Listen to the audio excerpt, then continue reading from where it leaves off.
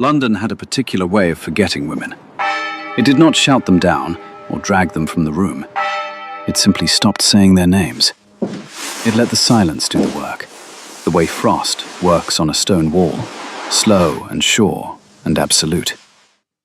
And in the spring of 1841, on the morning of her wedding, Lady Vivian Ashford understood this with the kind of cold clarity that arrives only when you have been handed a beautiful dress and told it is your coffin.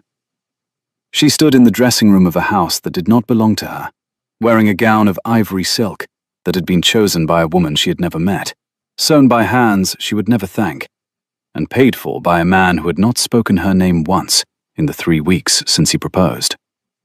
The Duke of Hargrove, Edward Sinclair.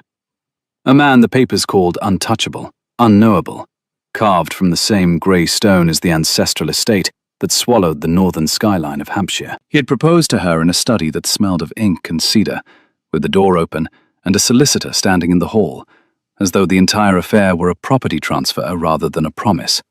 Which, of course, it was. Her father had lost everything. Not in the dramatic, gossip-worthy way that might have earned sympathy. Not at cards, not on horses, not in a duel over a woman's honour. He had simply been a kind man in an unkind economy, had signed the wrong papers for the wrong people, and had woken one January morning to find that the house he had raised his daughters in now belonged to a bank. Vivian, the eldest, had been given a choice that was not a choice at all. Marry Hargrove, who needed a wife to satisfy the terms of a family trust, or watch her mother and younger sisters be turned onto the street. She had signed the contract the same afternoon. She had not cried, because crying required believing that someone might hear you. Now she stood before the mirror and looked at herself with the detached attention of a woman examining a painting she did not particularly admire. 23 years old, auburn hair pinned into an arrangement that was meant to suggest elegance, but felt like armor. Green eyes that had, until recently, been her most remarked-upon feature, though no one would remark on them again, because no one would be looking. That was the entire point. Edward Sinclair was not marrying her to be seen. He was marrying her to close a clause in a dead man's will. And once the clause was closed, he would return to his life in Hampshire, and she would remain in the London townhouse, and the silence would settle over her like snow, and she would become one of those women whose names the city simply stopped saying. She understood this. She accepted it. She had been raised to be practical above all things, and this was the most practical decision she had ever made. What she did not understand, what no one in London would understand for quite some time, was that the silence would not settle. That the woman they had all agreed to forget would become the woman none of them could afford to ignore. That within 2 years, the name Vivian Sinclair, Duchess of Hargrove, would be spoken in drawing rooms and Parliament halls and the private offices of the most powerful men in England, with a mixture of fury and fascination, and something very close to fear. But that is later. That is the middle and the end of the story. And we are still at the beginning, still in the dressing room, still watching Vivian pin the last curl into place, and turn from the mirror with steady hands and a heart beating so fast she could feel it in her teeth. The wedding was held at St. George's, Hanover Square, on a Tuesday morning in April, when the sky was the colour of old pewter, and the trees along the square were just beginning to bud. There were 42 guests. Vivian's mother wept quietly in the third pew, clutching the hand of Vivian's youngest sister, Rosalind, who was 14 and furious, and had not spoken to Vivian in 4 days because she believed, with the absolute conviction of youth, that her older sister was sacrificing herself, and that sacrifice was something to be fought rather than endured. The Duke arrived 7 minutes late. He entered through the side door rather than the front, which caused a brief murmur among the guests that he silenced simply by walking forward. He was tall. That was the first thing anyone ever said about Edward Sinclair, because it was the easiest thing to say, and it postponed the harder observations. He was tall and lean, and moved with the particular economy of a man who had learned early that the world would watch him, whether he wanted it to or not, and had decided to give it as little to watch as possible.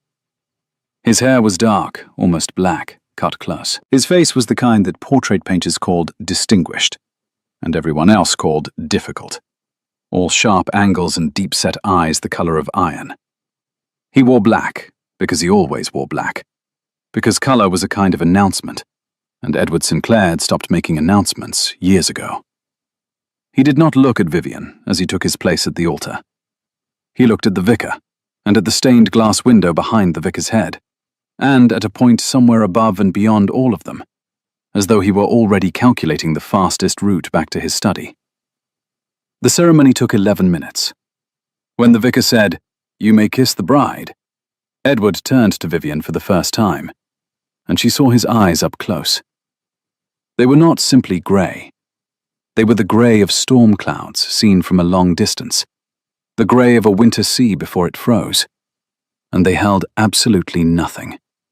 No warmth, no cruelty, no curiosity, just a vast, practiced emptiness, like a room that had been cleared of all its furniture years ago and left to gather dust. He kissed her forehead, not her lips, her forehead, the way you might press a seal onto a letter you did not particularly wish to send.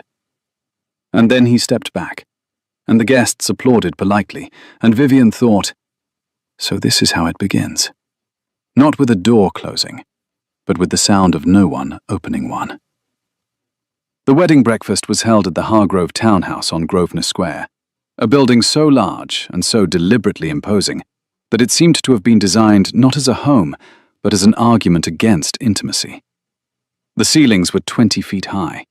The walls were lined with portraits of Sinclair ancestors, who stared down from their gilded frames with expressions of collective disapproval, as though the entire family had been painted mid-judgment. The dining table seated 30 and was set for 20, which meant there were 10 empty chairs arranged along its length, like witnesses at a trial, where no one had agreed to testify. Vivian sat at one end, Edward sat at the other. Between them stretched a continent of white linen and silver candlesticks, and silence. The guests talked among themselves. They talked about the weather, which was grey. They talked about the new opera season, which was promising. They talked about everything, except what they were all thinking, which was that the Duke of Hargrove had married a woman he clearly intended to store like a piece of furniture, and that the woman in question was sitting very straight in her chair and eating her soup with the precise, unhurried movements of someone who had decided that if she was going to be ignored, she would at least be ignored with excellent posture. It was Edward's younger brother, Thomas, who broke the pattern. Thomas Sinclair was 26, sandy-haired, quick to smile, and possessed of the particular social grace that comes from having spent a lifetime watching someone else be admired and deciding that warmth was more interesting than grandeur. He appeared at Vivian's side between the second and third courses, carrying a glass of champagne he clearly did not need, and wearing an expression of genuine friendliness that was so unexpected it nearly startled her. "You're doing remarkably well," he said, pulling out the chair beside her without waiting for permission. Vivian looked at him. "I'm eating soup." "Yes, but you're eating it with such determination. It's quite inspiring." She felt something shift in her chest. Not warmth, exactly, but the memory of warmth. The way a cold room remembers the fire that once burned in its hearth. "Is this the part where you tell me your brother is a good man underneath it all?" Thomas considered this. "No," he said. "This is the part where I tell you that the library on the second floor has a window seat with a view of the garden, and the cook, Mrs. Harlow, will bring you tea and cake at 4 o'clock every afternoon without being asked. And the household staff are the finest people you will ever meet, even if the man who employs them has the emotional range of a writing desk." A writing desk. I'm being generous. A writing desk at least has drawers. One might find something unexpected inside. Vivian almost smiled. Almost. "And your brother has no drawers?" "My brother," Thomas said, and his voice shifted, the lightness thinning just enough to let something real show through, "has a great many drawers. He simply locked them all a long time ago and threw the keys into a very deep lake." He paused. "But he is not cruel. I need you to know that. Whatever else happens, whatever this arrangement is or isn't, he is not a cruel man. He is a man who has forgotten how to be anything else but alone. Vivian held his gaze for a long moment. Then she lifted her champagne glass and said, "2 drawers." And Thomas laughed, and it was the only genuine laugh anyone heard at the wedding breakfast of the Duke and Duchess of Hargrove. The first 3 months of the marriage were exactly what Vivian had expected, which was the loneliest thing about them. Edward departed for Hampshire the morning after the wedding. He did not say goodbye. He left a note on the hallway table, written in handwriting so controlled it looked like it had been produced by a machine, informing her that the household accounts were managed by Mr. Pemberton, the steward, and that she was welcome to use the carriage and the library and the gardens, and that he would return to London when business required it. Business. As though she were a shipping route or a parliamentary vote. She read the note twice, folded it, and placed it in the top drawer of the writing desk in the morning room. Then she stood very still for a full minute, feeling the silence of the house settle around her like water filling a basin. And she made a decision. She did not make it dramatically. She did not clench her fists, or set her jaw, or stare out the window with blazing defiance. She simply decided, in the quiet, unremarkable way that the most important decisions are always made, that she would not disappear. She did not yet know what this meant. She did not have a plan, or a vision, or a burning cause. She simply knew, in some deep and wordless part of herself, that she had spent her entire life being practical, being sensible, being the daughter who held things together while everything fell apart, and that she had earned the right to be something more than a clause in a dead man's will. The townhouse on Grosvenor Square became her laboratory. She began with the household, because the household was what was in front of her, and Vivian had always believed that you changed the world by changing what was in front of you. She met with Mrs. Harlow, the cook, a woman of 50, with flour-dusted hands and eyes that missed nothing.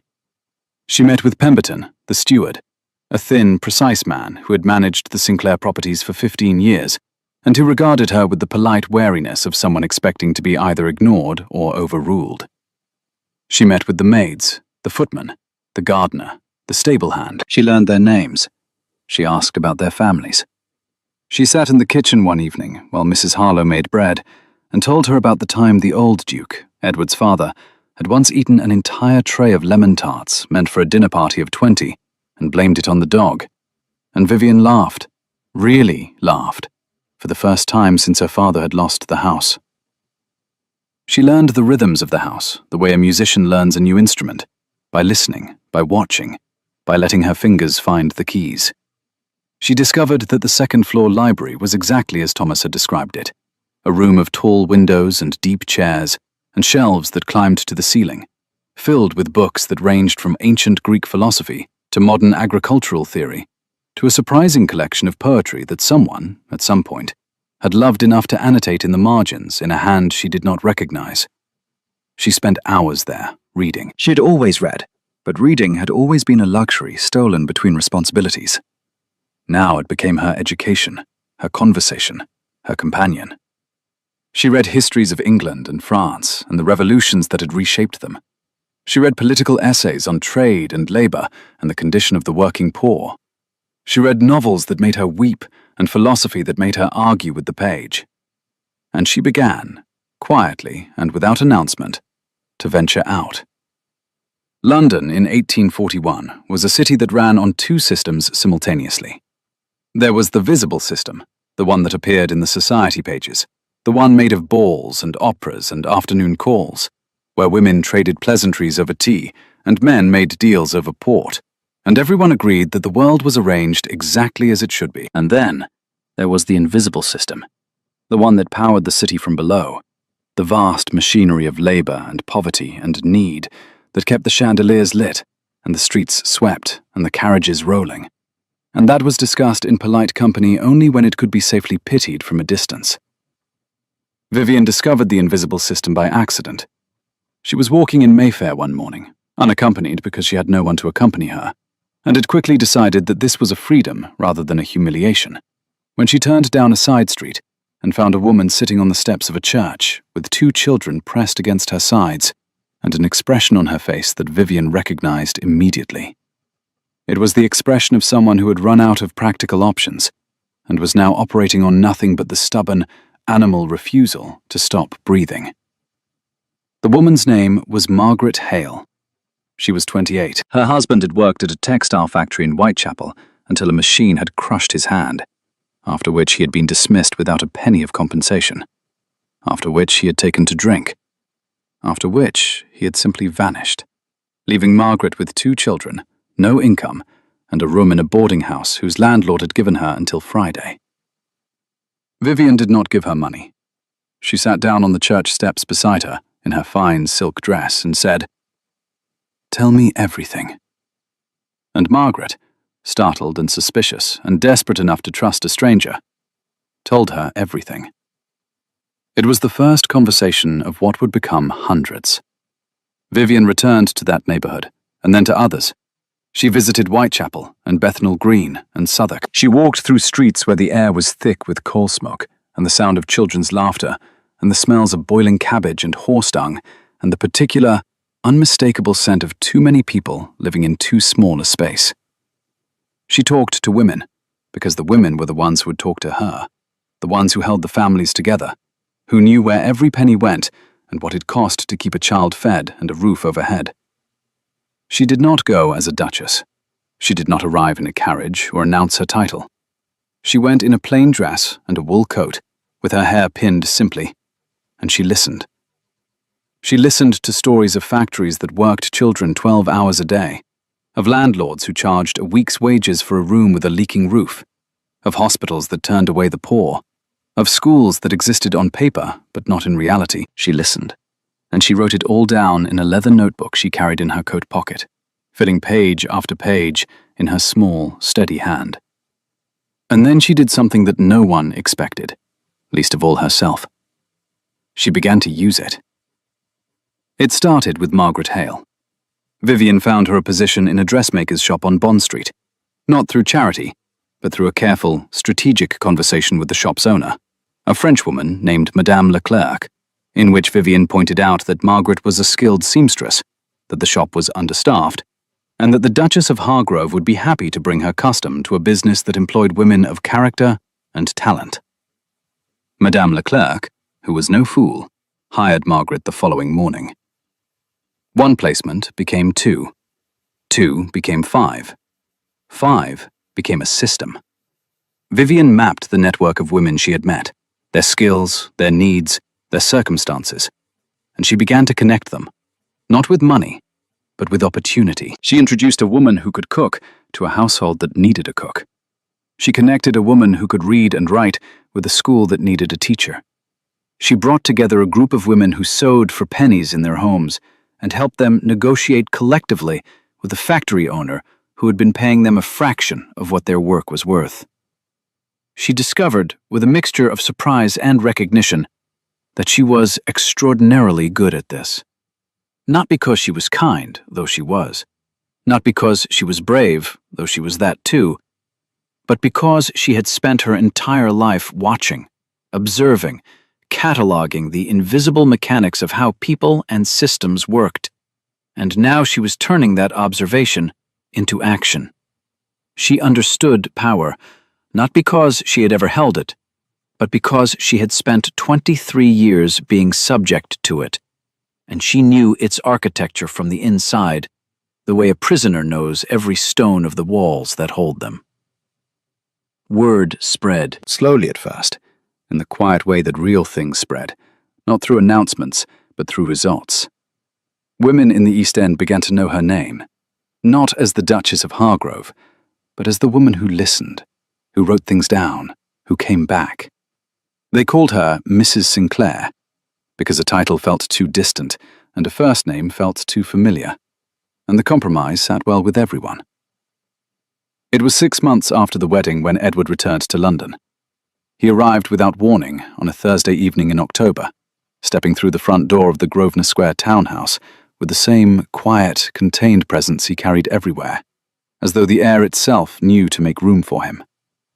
He wore a dark travelling coat, still damp from rain, and his face carried the particular weariness of a man who has spent the day in a carriage thinking thoughts he did not enjoy. Pemberton met him in the foyer. Your Grace, we were not expecting you. Evidently, Edward said, glancing at the hallway table where a stack of correspondence sat neatly arranged beside a small vase of yellow chrysanthemums that had certainly not been there when he left. Where is the Duchess? Pemberton hesitated. It was the smallest hesitation, barely a breath. But Edward noticed it, because Edward noticed everything, which was both his gift and his particular form of torture. Her Grace is in the library, Your Grace. She has visitors. Visitors? Yes, Your Grace. She has visitors most afternoons. Edward climbed the stairs without removing his coat. He could hear voices before he reached the second-floor landing, which was itself unusual, because the library had always been the quietest room in the house, the room where his father had gone to escape, and his grandfather before that, and Edward himself on the rare occasions he stayed in London. It was supposed to be a room of silence and solitude. It was not supposed to be a room of visitors. He opened the door. The library looked different, not structurally, not in any way he could immediately name, but different in the way a room changes when someone has decided to live in it, rather than merely occupy it. The curtains were pulled back. Late afternoon light, amber and warm, fell across the carpet and the shelves, and the long table that had been moved from against the wall to the center of the room, and was now covered with papers, notebooks, ledgers, and what appeared to be a very detailed map of East London, with pins stuck into it at various points. Vivian was standing at the head of the table. She wore a deep blue dress with ink stains on the cuffs. Her hair was half up and half falling, as though she had pinned it quickly and without a mirror. There were 3 other women in the room. One was Mrs. Harlow, the cook, who was seated in a chair by the fire with a cup of tea, watching the proceedings with the calm alertness of a woman who had decided that this was far more interesting than anything happening in the kitchen. The second was a woman Edward did not recognize, tall and dark-haired, wearing a plain dress and taking notes in a ledger with fierce concentration. The third was a young woman in a grey coat who was speaking rapidly about something involving building inspectors and lease agreements, and who stopped mid-sentence when she saw Edward in the doorway. The room went quiet. Not the comfortable quiet of a pause, but the electric quiet of a space that has been interrupted by an authority it was not expecting. Vivian looked up. Their eyes met across the table, across the papers and the pins, and the 6 months of silence that lay between them like a fallen tree across a path. She did not startle. She did not blush or stammer or rush to explain herself. She looked at him with the steady, clear attention of a woman who had spent 6 months building something real and was not about to apologize for it. "Your Grace," she said. "Welcome home." The words were perfectly polite and completely devastating. Home. As though the word belonged to both of them. As though he had any right to it. Edward stood in the doorway for a moment that lasted much longer than a moment, looking at this woman he had married and immediately set aside, like a book he did not intend to read. And for the first time in years, he felt something he could not immediately categorize. Not anger, not annoyance. Something more unsettling than either. The faint, treacherous stirring of curiosity. "What is this?" he said. Vivian held his gaze. "This is work," she said, and then, because she had learned in 6 months that the best way to handle power was to behave as though you had every right to your own, she turned back to the young woman in the grey coat and said, "Please continue, Miss Dawes." Miss Dawes looked from Vivian to Edward and back again, uncertain. Vivian gave her a small nod. Miss Dawes continued. Edward remained in the doorway, listening to a conversation about building codes and tenant rights, and the particular cruelty of a landlord named Barton, who owned 14 properties in Bethnal Green and had not repaired a single roof in 3 years. And he realized, with a slowness that embarrassed him, that his wife had become someone entirely different from the quiet, practical woman he had signed a contract with in a cedar-scented study 6 months ago. Or perhaps she had always been this person. Perhaps he had simply never looked. He left the doorway without speaking. He went to his study on the ground floor, the room he had always used when he was in London, and he sat in his chair behind his desk, and stared at the wall, and tried to understand why the sight of Vivian Sinclair, standing at the head of a table covered in maps and papers, with ink on her cuffs and authority in her voice, had produced in him a sensation he had not felt in years. It was not irritation. It was not disapproval. It was, and this was the part that frightened him, admiration. He stayed in London for 3 days. During those 3 days, he observed his wife the way a man observes weather from behind glass, aware that something powerful was happening, but not yet ready to step into it. He saw her leave the house each morning, carrying a leather notebook and wearing the plain wool coat. He saw her return each afternoon, with the notebook full and her eyes bright, with the particular energy of someone who has spent the day doing exactly what they were born to do. He saw her meet with Pemberton about household accounts, and he noticed that she asked questions he had never thought to ask, and made suggestions that were, without exception, sensible and occasionally brilliant. He saw Thomas visit, and he heard their laughter from 2 rooms away, and he felt something he refused to name tighten in his chest. On the second evening, he found himself in the library after dinner.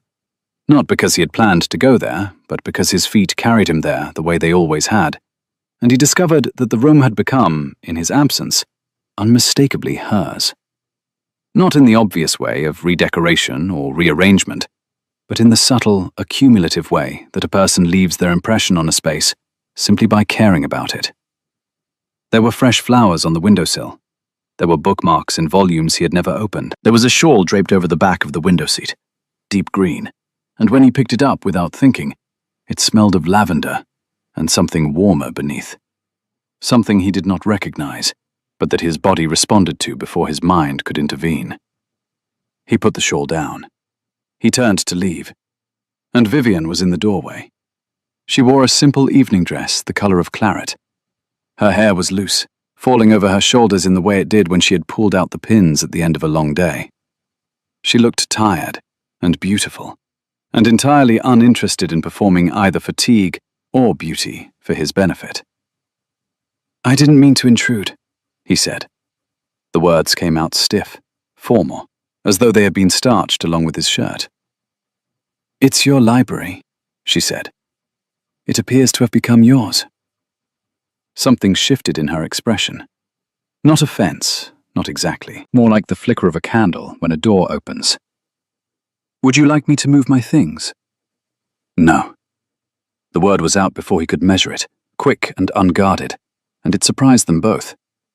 He corrected course immediately, pulling formality around him like a coat.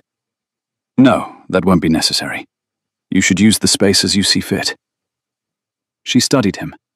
He had the uncomfortable sensation of being read, not the way a society matron reads a man, calculating his value and his connections, but the way a scholar reads a text, looking for the meaning beneath the surface. "Thank you," she said, and then, because Vivian had never been able to leave a silence unfilled when there was something worth saying, "Your brother tells me you used to write poetry." The words landed like ice water. Edward felt every muscle in his body tighten. "Thomas talks too much." "Thomas is the only person in this family who talks at all." The observation was so precise, so calmly delivered, that it cut through every defense he had. He looked at her, really looked at her, for the first time since the wedding. Green eyes, auburn hair, a face that was not beautiful in the way society measured beauty, not delicate, not ornamental, but beautiful in the way that certain landscapes are beautiful, with a strength and a clarity that demanded attention rather than requesting it. "I used to do a great many things," he said quietly. And then, because he could feel the conversation moving toward territory he had sealed off years ago, he walked past her through the doorway, close enough that his sleeve brushed her arm, and the contact, the smallest possible contact, sent a current through him that he felt in his spine. He left London the following morning. He did not leave a note this time. He simply left. But something had changed. Something small and quiet and impossible to undo. He had seen her. Not the practical woman he had married, not the clause in his father's will, but the actual, living, breathing, fierce, extraordinary person who had taken the silence he had wrapped around her and turned it into a stage. And he could not stop thinking about her. In Hampshire, on his estate that stretched across 3,000 acres of rolling green and ancient oak, Edward Sinclair tried to resume his life. He rose at dawn, he rode, he reviewed accounts with his land agent.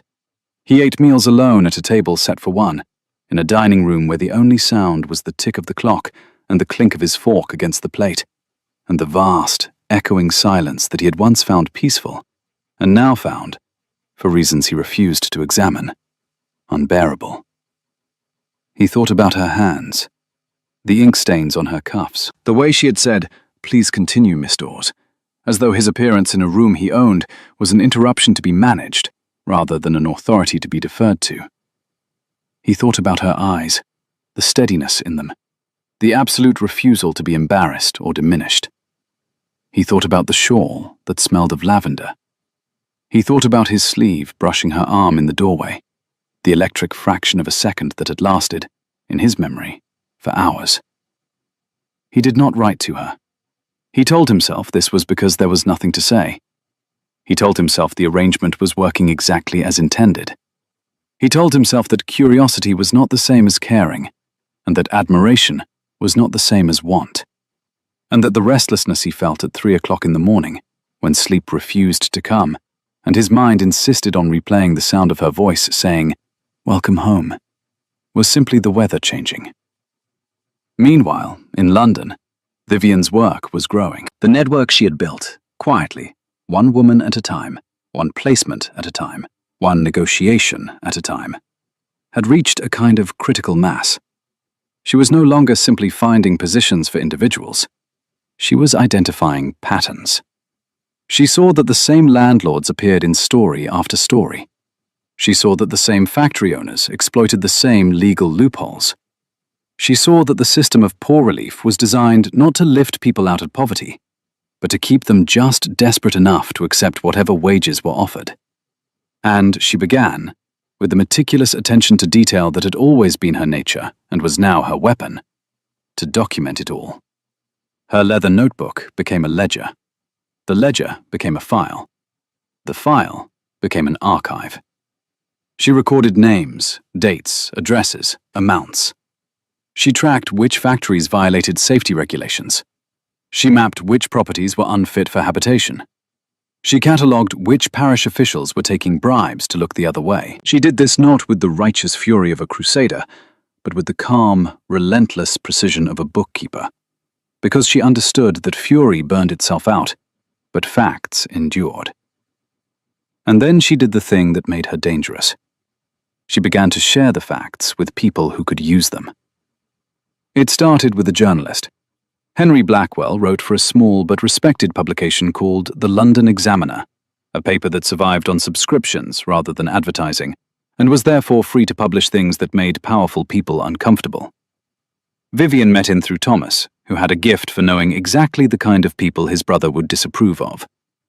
Blackwell was 30, sharp-featured, intensely serious, and possessed of the particular zeal of a man who believed that the truth, properly presented, could move mountains. Vivian gave him facts. She gave him the landlord in Bethnal Green, the one named Barton, with his 14 properties and his unrepaired roofs, and the family of 7 who had nearly died when a ceiling collapsed. Blackwell published the story. Barton was investigated. 3 of his properties were condemned. The family was relocated. And something shifted in the invisible machinery of London. A gear turning that had been stuck for years.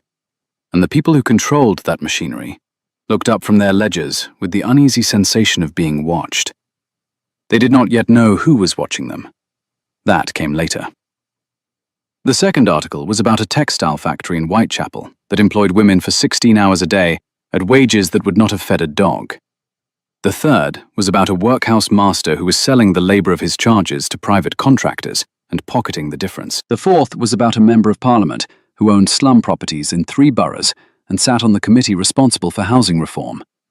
Each article was factual. Each was meticulously sourced. Each landed with the quiet, devastating impact of a stone dropped into still water. the splash modest, but the ripples reaching every shore. And each article was built on information that had come, through channels that were carefully, deliberately untraceable, from the Duchess of Hargrove. Vivian understood something that most people who wanted to change the world did not. She understood that power did not listen to passion. Power listened to leverage. And leverage came from knowing things that powerful people did not want known, and making it clear, without threats, without drama, simply through the steady, unstoppable publication of documented truth, that the cost of continuing as they were would be higher than the cost of changing. She also understood something about her own position, but was both a limitation and a weapon. She was a duchess. This meant that she could go places a common woman could not. She could sit in drawing rooms with the wives of factory owners and landowners and politicians, and she could listen to their complaints and their boasts and their unguarded observations, and she could catalogue every useful thing they said. She could attend charitable functions and meet the men who sat on boards and committees, and she could ask questions that seemed innocent and were anything but. She could move between the visible and invisible systems of London because she existed in both, a woman of title and no power, a duchess and a ghost. And no one paid attention to a ghost. No one except the people she was helping, and increasingly, the people she was exposing. It was in December, 8 months after the wedding, that Vivian received a letter from Hampshire. It was addressed in Edward's precise, mechanical handwriting, and it contained a single line. "I will be in London on the 14th. Please arrange dinner." Please arrange dinner. As though she were a housekeeper. As though the word please made it something other than an order. She arranged dinner. She arranged it beautifully, because she was a woman who did things properly or not at all, and because some part of her, some stubborn, illogical part that she could not argue into silence, wanted him to see what she was capable of. The dining table was set for two. The candles were beeswax, the linens were Irish, the wine was a Burgundy that Pemberton recommended with the quiet authority of a man who understood that excellent wine could accomplish what conversation could not. Mrs. Harlow prepared a meal of roasted lamb with rosemary and root vegetables and a lemon cake for dessert that was, by any honest assessment, a small work of art. Edward arrived at 7:30. He was wearing a dark suit rather than his traveling clothes, which meant he had changed, which meant he had thought about what he would wear, which meant something, though Vivian was not sure what. They sat across from each other at a table that was suddenly, acutely intimate, in a way the 40-person table at the wedding breakfast had not been. The candles threw warm light across the white linen and the silver and the space between them, which was 3 feet of mahogany and a lifetime of things unsaid. "Thank you for arranging this," Edward said. "You asked me to." "I did." Silence. The kind that has weight and texture, like fabric. "How is Hampshire?" Vivian asked. "Green." He paused. "Quiet." "Is quiet what you prefer?" He looked at her across the candles. The light caught the silver flecks in his grey eyes, and for just a moment, they did not look empty. They looked like a night sky. "I used to," he said. The meal proceeded. They talked about practical things, the estate, the townhouse, the accounts. Edward asked about the household, and Vivian reported with the same calm competence she brought to everything. And he listened with an attention that was, she realized, more focused than it had been in October. He was not just hearing her. He was studying her, the way she studied the systems she had set out to change, with the careful, analytical attention of someone trying to understand something they had previously dismissed. It was over the lemon cake that things shifted. "Thomas tells me you've been busy," Edward said, and there was something in his voice. Not accusation, not exactly, but a kind of cautious probing, like a man testing the ice on a frozen lake. "Thomas talks too much," Vivian said, echoing his own words from October. And something happened to Edward's face. It was not a smile. A smile would have been too much, too quickly. It was the faintest relaxation of the muscles around his eyes, the barest softening of the line of his jaw, as though a door somewhere deep inside him had been nudged open a crack. "He told me about the articles," Edward said. Vivian set down her fork. "Did he?" "He did.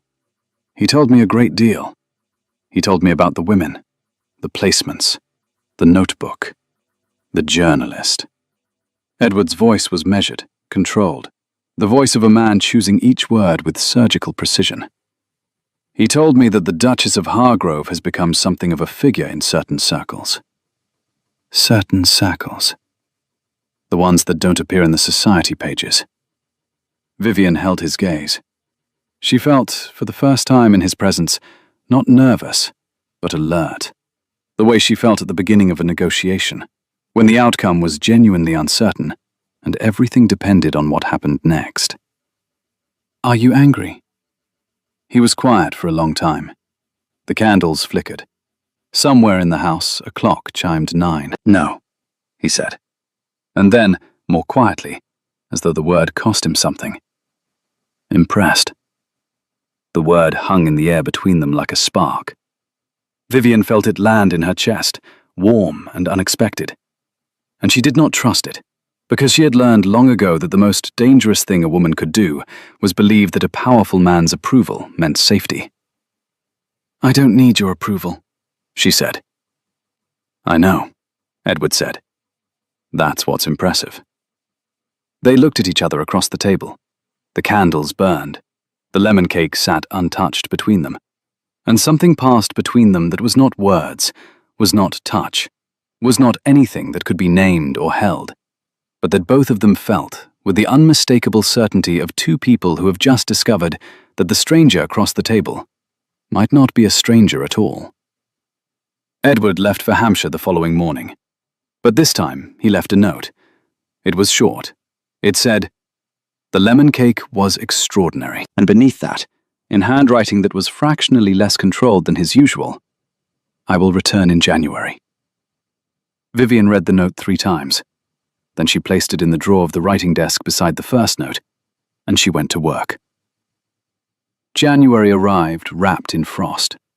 London shivered under a sky the colour of tin, and the Thames moved slowly between its banks, dark and cold, and glittering with the reflected light of gas lamps on the bridges. Vivian had not slowed down.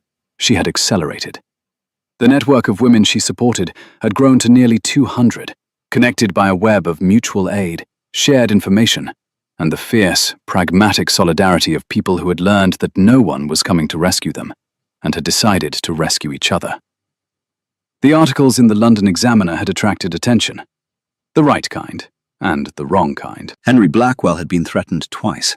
Once by a lawyer representing the slum landlord, and once by a man who had simply appeared at his office door, said nothing, and left a dead bird on his desk. Blackwell, who had the constitution of a man who had been doing this for years, had fed the bird to a stray cat and published the next article anyway. But the threats were escalating. Vivian understood this. She understood that what she had built was no longer a charity or a hobby or a duchess playing at reform.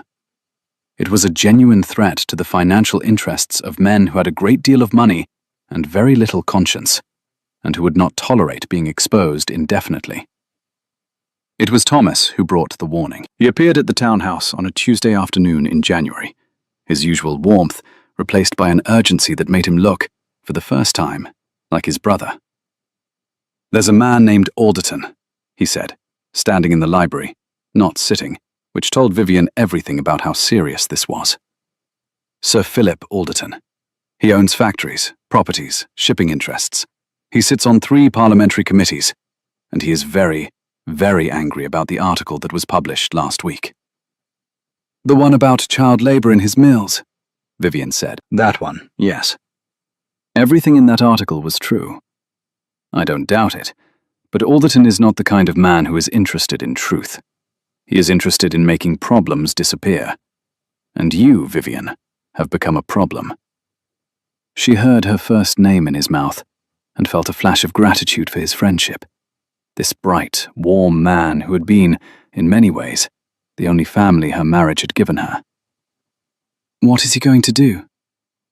Thomas ran a hand through his sandy hair. He's going to find out where the information is coming from. He has resources. He has connections. He has people in Parliament, people in the press, people in the police force. If he traces the articles back to you, he won't attack you directly. He's too clever for that. But he will attack you through Edward. He'll call in debts. He'll threaten the Sinclair interests. He'll make it politically and financially devastating for the Hargrove name to be associated with reform. And he'll force Edward to choose between his estate and his wife's cause. And you think Edward will choose the estate? Thomas was quiet for a moment. I think Edward doesn't know what's happening. And I think he deserves to. Vivian turned to the window. Outside, the January sky pressed down on London like a grey hand. She thought about the women in her network, the hundreds of lives that had been changed, the work that still needed to be done. She thought about Margaret Hale, who was now the head seamstress at Madame Leclerc's, and who had, just last week, moved her children into a proper flat with windows that opened and a door that locked. She thought about the archive of facts she had built, the meticulous record of exploitation and abuse that existed because she had listened and written it down and refused to look away. And she thought about Edward, the grey eyes that had held nothing, and then had held, just for a moment, admiration. The note about the lemon cake, the fractionally loosened handwriting, the faintest, most tentative crack in the fortress of his solitude. I'll tell him, she said. Edward arrived in London 3 days later. He did not come because she asked. He came because Thomas had written to him, which Vivian discovered only when Edward walked through the front door with a face like a thundercloud, and eyes that, for the first time since she had known him, were not empty. They were furious. He found her in the library. She was sitting at the table, her notebooks spread before her, because she had decided that if this was going to happen, it would happen here, in the room where she had built everything that mattered, and she would not hide a single page. He stood in the doorway. He was breathing hard, not from exertion, but from the effort of containing whatever was moving through him. His jaw was clenched. His hands were fists at his sides. He looked at the table, at the notebooks, at the map with its pins, at the stack of newspaper clippings, and she watched his face as he understood, piece by piece, the scope of what she had done. How long? He said. His voice was low, tight, controlled the way a bridge is controlled when it is carrying more weight than it was designed to bear. From the beginning, she said. From the beginning. He repeated it the way you repeat a sentence in a foreign language, trying to find its meaning. You have been doing this since the day I left. Since the day you left me in an empty house with nothing but a note and a steward, Vivian said, and there was heat in her voice now. The first real heat she had ever shown him, and it shocked them both. Yes, since that day. Do you understand what you've done? I've documented the truth. You've painted a target on this family. His voice cracked, just slightly, on the word family, and she heard it, heard the fracture beneath the fury, and she understood suddenly and completely that his anger was not about politics or reputation or financial risk. It was about fear. He was afraid, not of Alderton, not of scandal, but of the fact that this woman he had married and tried to forget had placed herself in danger, and he could not protect her because he had not been here, and he had not been here because he had chosen not to be, and the weight of that choice was crushing him. Say what you actually mean, Vivian said quietly. He stared at her. The fury wavered. Beneath it, something raw and painful surfaced, like a wound exposed when a bandage is torn away. I mean, he said, and his voice was different now, lower, rougher, stripped of its control. That Thomas told me there are men who want to silence you, and I cannot. He stopped. His jaw worked. I cannot bear that. The words landed like a hand offered across a great distance. Vivian felt them in her chest, felt them rearrange something she had thought was settled. And she stood, slowly, and walked around the table until she was standing in front of him, close enough to see the pulse in his throat and the tension in his shoulders, and the way his grey eyes, those empty, fortress eyes, were now full of something so vulnerable it made her want to weep. "Then stay," she said. 2 words, the simplest sentence in the English language. And Edward Sinclair, the Duke of Hargrove, the man who had built his entire adult life on the principle of not needing anyone, felt them break something inside him that had been frozen for a very long time. He did not answer, not in words. He lifted his hand, slowly, as though it cost him everything, and touched her face. Just his fingertips against her cheek. The lightest possible contact. And Vivian closed her eyes, because the gentleness of it, the terrifying, overwhelming gentleness of a man who had forgotten how to be gentle and was trying to remember, was more than she could hold while looking at him. They stood like that for a long time, his fingers against her cheek, her eyes closed, the library quiet around them, the notebooks and the maps and the evidence of her defiance spread across the table like a battlefield, and the two of them standing in the center of it, not touching in any other way, not speaking, not needing to, because the silence between them had finally changed. It was no longer the silence of absence. It was the silence of 2 people who had just discovered that they were not, after all, alone. He stayed. Not just that night, but the next and the next. He did not return to Hampshire. He moved into the London townhouse as though he had always lived there, which, technically, he had, but which felt, in practice, like a man moving into a country he had only ever seen on a map. He brought nothing with him from Hampshire, except a leather case of personal papers and a volume of Keats that he placed on the shelf in the library, beside Vivian's political essays. And the sight of those 2 things, side by side, the poetry and the policy, the private and the public, felt to Vivian like a declaration more eloquent than any words he could have spoken. He read her notebooks, all of them. He sat at the library table for 2 full days, turning pages with the focused, relentless attention he brought to everything. And he did not speak, and she did not interrupt, because she understood that this was his way of learning her, not through conversation, but through evidence, through the accumulation of facts that added up to a person. On the second evening, he closed the last notebook and looked up at her. She was sitting in the window seat with a cup of tea, watching the lamplit square below. "You did all of this alone," he said. "I had help. Thomas, Mrs. Harlow, Pemberton, though he would deny it, Henry Blackwell, the women themselves. But the work, the investigation, the connections, the strategy." He paused. "That was you?" "Yes." He was quiet for a moment. Then, "My father used to say that the Sinclair name was like a fortress, built to withstand anything." Another pause. "I think he was wrong.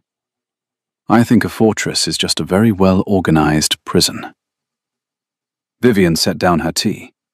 She looked at him, this complicated, wounded, magnificent man who was sitting in her library, voluntarily, reading her work, voluntarily, and saying things that cost him everything.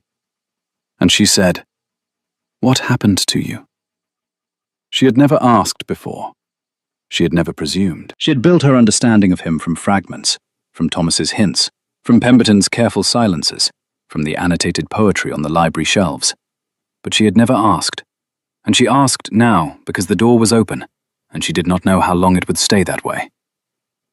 Edward looked at her. The candles had burned low. The room was warm and dim, and felt, in that moment, like the safest place in the world. "Her name was Catherine," he said. And he told her. He told her about Catherine Ellis, the daughter of a neighboring landowner in Hampshire, who he had loved with the complete, devastating openness of a 20-year-old who had not yet learned that love could be used as a weapon. He told her about the 2 years they had spent together, The walks through the Hampshire countryside, the letters, the poems he had written her, the plans they had made. He told her about his father's fury when he announced his intention to marry her, because Catherine was not wealthy enough, not connected enough, not sufficient for the Sinclair name, and the Sinclair legacy, and the Sinclair fortress. He told her about the argument that had split the family, Edward on one side and his father on the other, with Thomas caught in the middle, too young to understand and too loyal to choose. He told her about the letter, Catherine's letter, delivered on a morning in November, 3 sentences long. She could not wait any longer. She was marrying someone else. She was sorry. He told her about the years that followed, the years of rebuilding himself from the wreckage, or rather, of building a new self entirely. A self that did not need, did not want, did not feel. Because feeling was a door that opened onto an abyss, and he had looked into the abyss and decided that the only safe response was to brick the door shut. He told her about his father's death 2 years later, and the will, the clause that required him to marry or forfeit the estate, and how he had chosen Vivian because her family's situation made her desperate enough to accept an arrangement rather than a marriage, and because he had believed, truly believed, that an arrangement was all he had left to offer. "I married you to fulfill a legal obligation," he said. "I left you in London to be forgotten. I told myself it was the kindest thing I could do, because the alternative was to be close to someone and to fail them the way I failed before." His voice had lost all of its control. It was raw and rough and shaking slightly, and Vivian understood that he had never said these words to anyone, that they had lived inside him like stones in a wall, and now the wall was coming down, and he was terrified of what would be left when it was gone. She stood. She crossed the room. She sat beside him at the table, close enough that their shoulders touched, and she did not speak, because she understood that what he needed was not words, but presence. The simple, physical fact of someone sitting beside him, not leaving, not looking away. After a long time, he said, very quietly, "I did not fail, Catherine. She made her choice. But I could not. I could not forgive myself for wanting, for needing. It felt like the wanting itself was the failure." "It wasn't," Vivian said. "I know that now." He turned to look at her. His eyes were bright, not with tears exactly, but with the particular shine of someone who has just set down a weight they have been carrying for so long they had forgotten what it felt like to stand without it. "I know that because of you." She reached for his hand. She took it. His fingers closed around hers, tight, immediate, as though he had been waiting to hold something and had only just been given the opportunity. Their hands on the table between the notebooks and the candle stubs. His large and warm and trembling slightly. Hers smaller and steady and ink-stained. "I'm not going to disappear," she said. "And neither are you." The weeks that followed were a transformation so profound and so quiet that anyone watching from the outside might not have noticed it at all. Edward did not become a different man. He became more himself. More of the man he had been before the fortress, before the silence, before the long years of voluntary exile from his own heart. He began to talk. Not constantly, not effusively. He would never be Thomas. But he talked to Vivian over breakfast about the news, and over dinner about her work, and in the library in the evenings about books and ideas, and the particular way the light looked on the Thames at sunset. And each conversation was a brick removed from the wall, until the wall was not a wall anymore, but a window. He began to help. This surprised Vivian more than anything. She had expected tolerance. She had dared to hope for support. She had not expected Edward to sit down at the table with her notebooks and say, "This landlord, Barton, he has debts. I know the man who holds them." She had not expected him to use the Sinclair name, the fortress name, the name that had been built to intimidate and exclude, as a shield for the women she protected and a lever against the men she exposed. He was, she discovered, formidable. Not in the way of a man who shouts or threatens, but in the way of a man who is so precisely informed, and so absolutely certain, and so terrifyingly patient, that his opponents ran out of room to maneuver before they realized they were even in a negotiation. He had spent years managing an estate of 3,000 acres. He understood money and law and the mechanics of power with the same intuitive mastery that Vivian understood people and systems and the human capacity for both cruelty and kindness. Together, they were not twice as effective. They were 10 times. Sir Philip Alderton made his move in February. He did it through Parliament, as Thomas had predicted. A question was raised in the House of Lords about the propriety of a sitting duke's wife conducting what amounted to a private investigation into the business affairs of respectable gentlemen. The word respectable was used 14 times. The word hysterical was used twice. The word dangerous was used once, quietly, by a man in the back row who understood what the others did not, which was that the Duchess of Hargrove was not hysterical at all. She was the most rational person in the room. Edward went to Parliament the next day. He went alone, wearing the black he always wore, carrying nothing. And he sat in the gallery during the session and said nothing while men he had known since boyhood debated whether his wife should be allowed to tell the truth. When the session ended, he walked to Alderton's office. He closed the door. What he said in that office was never reported because Alderton refused to discuss it. But 3 things happened in the week that followed. The parliamentary inquiry was quietly dropped. 2 of Alderton's factories were voluntarily submitted for independent safety inspections. And a cheque for £500 was delivered, anonymously, to a fund for workers injured in industrial accidents. Vivian never asked Edward what he had said to Alderton. She understood that there were parts of him that operated in a language she did not speak, the language of old money and old power, and the silent, brutal negotiations between men who understood that some things were settled not by argument, but by the precise application of pressure to the precise point of vulnerability. She did not need to speak that language. She had her own. But she noted, with the same precision she brought to everything, that Edward had chosen. He had chosen her. He had chosen her work. He had chosen to use the fortress not to protect himself, but to protect her. And the cost, which was real, which was political and social, and measured in dinner invitations not extended and alliances quietly dissolved, he paid without complaint and without regret. Spring arrived. London softened. The trees in Grosvenor Square erupted in white blossoms that fell like snow when the wind stirred them, and the light through the library windows changed from the thin silver of winter to the warm gold of a city waking up. Vivian's network had grown beyond anything she had imagined. There were now over 300 women connected through the system she had built, and the system itself had evolved from a collection of individual placements into something more structured, more resilient, more permanent. She had established a meeting place, a rented hall in Clerkenwell, where women gathered weekly to share information, learn skills, and organize collective action. She had created a fund, supported by anonymous donations that she had solicited through a series of careful, strategic conversations with wealthy women who had more money than their husbands knew, and more conscience than society required. She had hired a solicitor, a young woman named Eleanor Graves, who had passed her legal examinations through sheer force of will, and who had been unable to find a firm willing to employ her, and who now provided free legal advice to any woman in the network who needed it. The name they had given it, not Vivienne, but the women themselves, was the Ashford Circle. They used her maiden name because she had asked them to, because she wanted it to be clear that this was not the Duchess's charity. It was theirs. And it was changing London.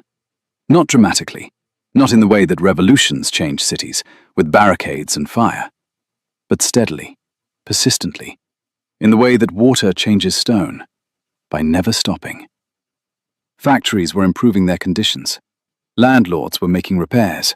Schools were opening. A small but growing number of women were earning enough to live independently, to make choices about their own lives, to walk through the streets of the city that had once erased them, and know that they existed, that they mattered, that someone had counted them. It was in April, 1 year after the wedding, that Edward did something that undid Vivian completely. She came home from a meeting at the Clerkenwell Hall to find the library changed.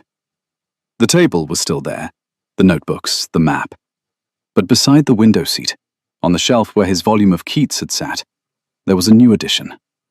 A leather-bound journal, dark green, the exact color of her shawl.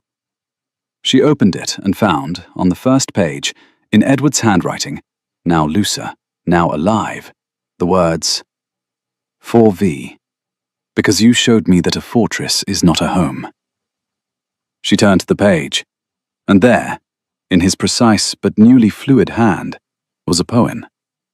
Not a great poem, not a poem that would be anthologized or studied or remembered by anyone but the two of them, but a poem that was true, that was honest, that was the first thing he had written in years, and that said, in 12 lines, everything he had not been able to say across a dining table, or in a doorway, or in the long months of silence that had preceded his return. She sat on the window seat and read it 3 times. Then she pressed the open journal against her chest and closed her eyes and felt, for the first time since her father lost the house, since the world she had known collapsed and was replaced by this strange, uncharted territory of a marriage that was not supposed to be a marriage, and a life that was not supposed to be a life. The warm, steady, terrifying, glorious sensation of being known. Edward found her like that when he came to the library an hour later. She was still sitting on the window seat, the journal in her lap, and she looked up at him with eyes that were bright and full and absolutely unguarded. And he stopped in the doorway. And for a moment, they were exactly where they had been the first time. Him in the doorway and her in the room. Except everything was different. "You write beautifully," she said. "I write poorly," he said. "But honestly, which I believe you once told me was more important." "I told you that." "You told everyone that, at the Clerkenwell meeting last month. I was in the back row." She stared at him. "You were at my meeting?" "I was at your meeting. In a coat I borrowed from Thomas, because mine are too conspicuous. I sat in the back, and I listened to you speak to a room of 200 women about the power of documented truth. And I—" He stopped. His voice had gone rough. He cleared his throat. "I understood, in that room, that I had married the most remarkable person I have ever known, and that I had nearly lost her to my own cowardice." Vivian stood. She walked to him. She stood close, the way she had stood in January, close enough to see his pulse and his tension and his fear. But this time, he was not afraid of her seeing. He was afraid of not being worthy of what she saw. "You didn't lose me," she said. "I nearly did." "Nearly doesn't count." And she kissed him. Not on the forehead, not the way you seal a letter you do not wish to send. She kissed him the way you kiss someone when you have waited a year and a lifetime, and you have finally run out of reasons not to.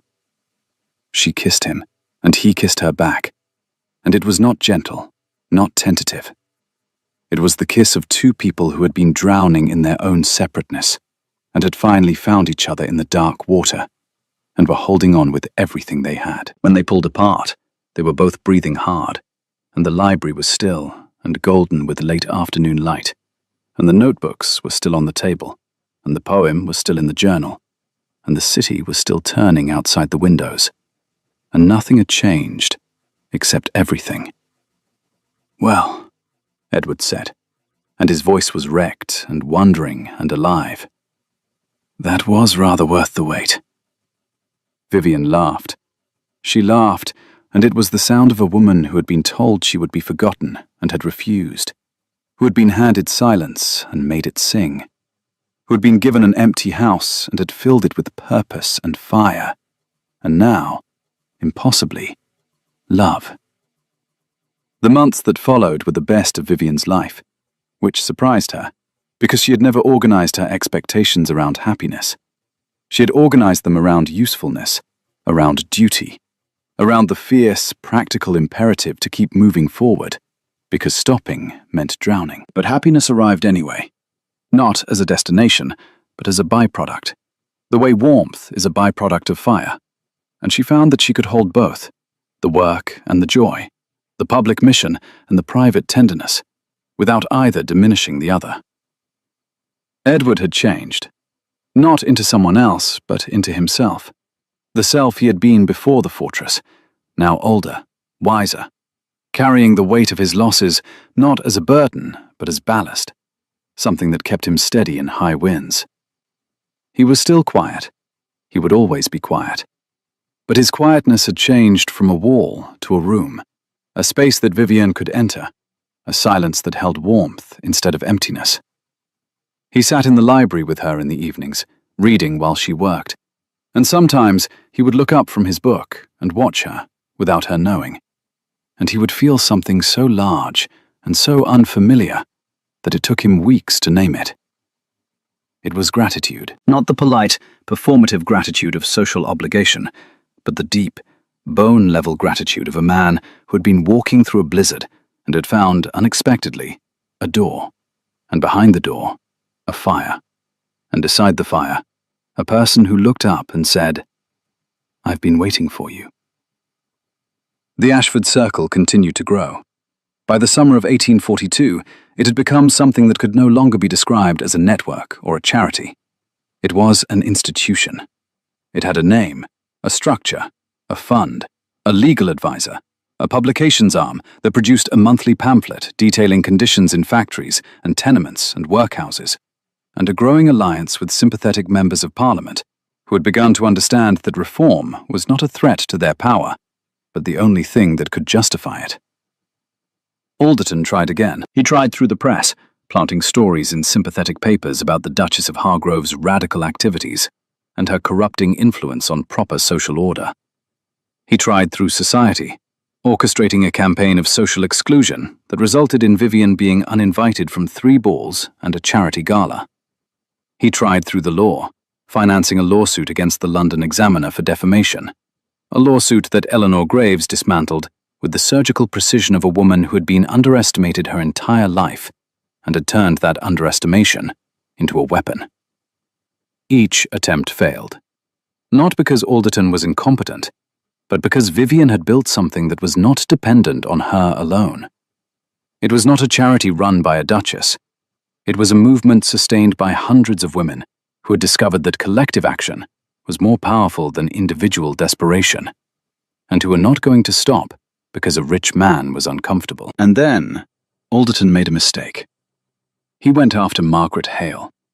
Margaret, who had been the first woman Vivienne had helped. Margaret, who was now the head seamstress at Madame the Clerk's. Margaret, whose children were fed and housed and safe because a stranger had sat down on church steps and said, "Tell me everything." Alderton's agents approached Margaret's landlord and offered to buy the building she lived in. The landlord sold. The new management tripled the rent. Margaret, who could afford the old rent but not the new, was given a week to leave. It was the kind of cruelty that was technically legal and morally bankrupt, the kind that the visible system of London produced every day without noticing, the kind that had been happening to women like Margaret for generations. But this time, it happened to a woman who was not alone.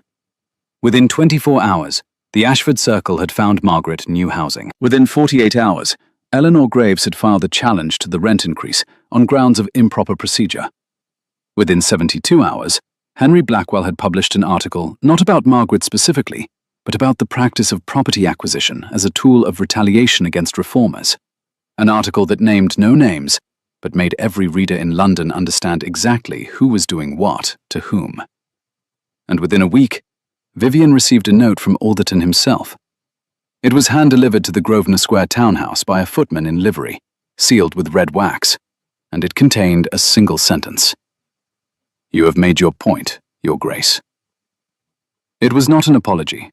It was not a concession. It was an acknowledgement, grudging and furious, that Vivienne Sinclair, Duchess of Hargrove, the woman who had been married to be forgotten, had become something that could not be ignored, something that could not be silenced, something that the most powerful men in London had to account for when they made their plans. She showed the note to Edward that evening. He read it. his face expressionless. And then he looked at her and said, "Do you know what my father would have called you? Trouble? Dangerous." He paused. He would have been right. Vivian took the note from his hand and tossed it into the fire. They watched it burn together, standing side by side, his arm around her waist, her head against his shoulder. And the flames consumed the paper and the wax, and the petty, vindictive words of a man who had tried to use power the way it had always been used, and had discovered that the world was changing beneath his feet. "I am dangerous," Vivienne said quietly, "but not to the people who matter." Edward tightened his arm around her. "No," he agreed.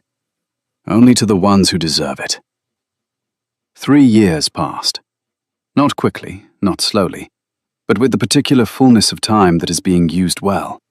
Time that is filled with purpose and connection, and the small, accumulating moments that make up a life. The Ashford Circle became the most significant social reform organisation in London. Its model, women organising for women, using documented evidence to drive policy change, was adopted in Manchester, in Birmingham, in Leeds. Vivian was invited to speak at events she would not have been admitted to 3 years earlier. She was written about in papers that had once ignored her.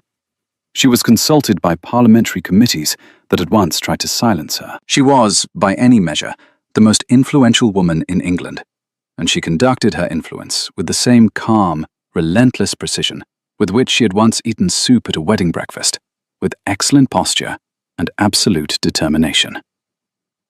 Edward beside her. Always beside her. Not in front, not behind. Beside. He continued to manage the estate, which thrived. He continued to write poetry, which improved. He continued to attend Vivian's meetings at the Clerkenwell Hall, no longer in Thomas's borrowed coat, but in his own conspicuous black, sitting in the back row with his grey eyes alive and full, watching his wife do the work she had been born to do, and feeling, each time, the same overwhelming gratitude that had taken him weeks to name. Thomas married a woman named Charlotte, who was as warm and bright as he was, and who became Vivian's closest friend, and the four of them spent evenings in the library at Grosvenor Square, laughing and arguing, and reading aloud from books they loved. And the portraits of the Sinclair ancestors stared down from their gilded frames, with expressions that had somehow softened from judgment to bewilderment, as though they could not quite understand how their cold, magnificent house had become so thoroughly, irreversibly alive. And on a morning in September of 1844, 3.5 years after the wedding, Vivian stood at the window of the library and looked out at the square, where the trees were beginning to turn gold, and felt a hand on her shoulder, and turned to find Edward standing behind her with an expression she had never seen on his face. It was joy. Not the controlled, rationed joy of a man who is afraid to feel too much, but the full, undefended, terrified, glorious joy of a man who has finally allowed himself to want everything, and has discovered that everything wants him back. "What is it?" she said. He took her hand. He pressed it against his chest, against the place where his heart was beating, steady and strong, and he said, "I have a confession." "Tell me." "I went back and read the contract, the marriage contract, the one I signed in the study with the solicitor in the hall. I remember. It says that I married you to satisfy the terms of my father's will. It says that the marriage is an arrangement of mutual convenience for the preservation of the Sinclair estate." He paused. "It says nothing about love." "No," Vivian agreed. "It doesn't." "I should like," Edward said, and his voice was rough and shaking, and full of everything he had spent years refusing to feel, "to amend the contract." She smiled, not the almost smile of the wedding breakfast, not the careful, guarded smile of a woman who has learned to protect herself. A real smile, the kind that starts in the chest and spreads through the whole body and lights up a face from the inside. The kind that is only possible when you have been seen, truly seen, by another person, and what they have seen has been met not with judgment, but with love. "I think," she said, The contract has already been amended. He kissed her. Gently this time, not the desperate, drowning kiss of the library a year ago, but something quieter, steadier. The kiss of a man who knows he has time, who knows she will be there tomorrow, and the day after, and the day after that, who has discovered that love is not a door that opens onto an abyss, but a room that opens onto a garden. And in the garden, there are things growing that he did not plant and cannot control, and would not trade for anything in the world. Outside the window, London turned in the September light, vast and complicated and indifferent, and alive. A city that had a particular way of forgetting women, and that had been forced, by one woman's stubborn, brilliant, dangerous refusal to be forgotten, to remember. 5 years later, a house in Hampshire, the great Sinclair estate, but changed now, the way the library in Grosvenor Square had changed, not structurally, but essentially, in the deep way that a place changes when it is loved instead of merely maintained. The ceilings were still 20 feet high, the portraits still lined the walls, but there were flowers on every surface, and books left open on every chair, and the particular, unmistakable sound of children's laughter echoing through halls that had known nothing but silence for decades. 2 children, a boy named James, who was 4 and had his father's dark hair and his mother's green eyes, and a habit of asking questions that no one could answer. A girl named Rose, who was 2 and had her mother's auburn hair and her father's gravity, and a laugh that could fill a cathedral. They were in the garden. Edward was kneeling in the grass beside James, who was attempting to explain something about a beetle he had found. A beetle of extraordinary significance that required immediate and sustained adult attention. Edward listened with the same focused intensity he brought to everything, but his eyes were soft, and his face, that difficult, sharp-angled, distinguished face, was alight with a tenderness so profound that anyone watching would have struggled to reconcile this man with the cold, controlled Duke who had once kissed his bride on the forehead and walked away. Vivian was on the garden bench, Rose in her lap, a book open beside her that she had not read in an hour, because Rose had decided that pulling leaves off the hedgerow was more important than literature. And Vivian agreed, because she had learned, over 5 years of marriage and motherhood and relentless, world-changing work, that the most important things in life were always the things that interrupted your plans. Thomas and Charlotte were there too, with their own daughter, a bright, chaotic 3-year-old named Lily, who was currently attempting to climb a tree with the determined focus of someone who fully intends to reach the top or die trying. Charlotte was watching her, with the calm resignation of a mother who has learned that some battles are not worth fighting, and some trees are not that tall. Mrs. Harlow had sent out a tea tray. She had retired from the kitchen 2 years ago, but still appeared, without being asked, whenever the family gathered, carrying food and opinions in equal measure. Pemberton was somewhere in the house, managing accounts with the same precise efficiency he had always shown, though he smiled more now, which unsettled the newer members of the staff, who had heard the stories of the old days and could not quite believe them. And in London, the Ashford Circle endured. It had grown beyond Vivian's daily management into an organisation run by the women it served, led by Margaret Hale, who had become its director, a position that would have been unthinkable 5 years ago, and was now simply, unremarkably, real. Eleanor Graves had opened her own legal practice. Henry Blackwell was now the editor of the London Examiner. The pamphlets were still published monthly. The meetings at the Clerkenwell Hall were still held weekly. The work continued, steady and relentless and quiet, the way water continues to shape stone long after the hand that first directed it has turned to other things. Vivian still travelled to London regularly. She still sat at the table in the library at Grosvenor Square, still opened her leather notebook, still listened to women tell their stories, still wrote them down. She had not stopped. She would never stop. But she had learned, over the years, that the most dangerous thing she could do was not to work herself to exhaustion, but to build something that would outlast her, to teach others to do what she did, to make herself, eventually, unnecessary. She had not yet succeeded at that last part. They still called her the most dangerous woman in London. She had learned to accept the title, not as a burden, but as a badge. not as a threat, but as a promise. A promise that the silence would not settle, that the women who had been forgotten would be remembered, that the invisible system would be made visible, one documented truth at a time. On this particular evening, in the garden in Hampshire, with the late summer light falling golden through the oak trees and the children's laughter rising into the sky, and her husband kneeling in the grass with a beetle on his palm, and his son's face turned up to his like a flower to the sun, Vivian closed her eyes and breathed. She thought about the dressing room, the ivory silk dress, the mirror, the woman who had pinned her last curl into place, and decided, in the quiet, unremarkable way that the most important decisions are always made, that she would not disappear.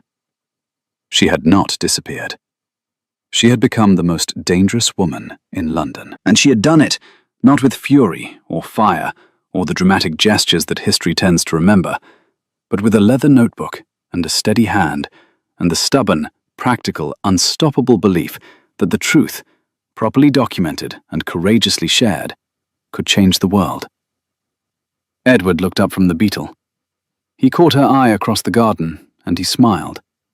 Not a half smile, not an almost smile, not the faintest relaxation of the muscles around his eyes. A real smile, wide and warm and utterly unguarded.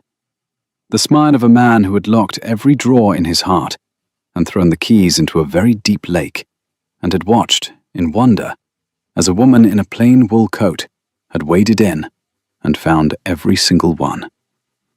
She smiled back, and the garden held them, all of them, in the golden light. If you love stories like this, stories of quiet defiance and slow-burning love and the extraordinary things that ordinary courage can accomplish, subscribe and leave a comment telling us where you're watching from. Share this with someone who needs to hear that being forgotten is not the end of the story. It's the beginning. This story will stay with you long after it ends.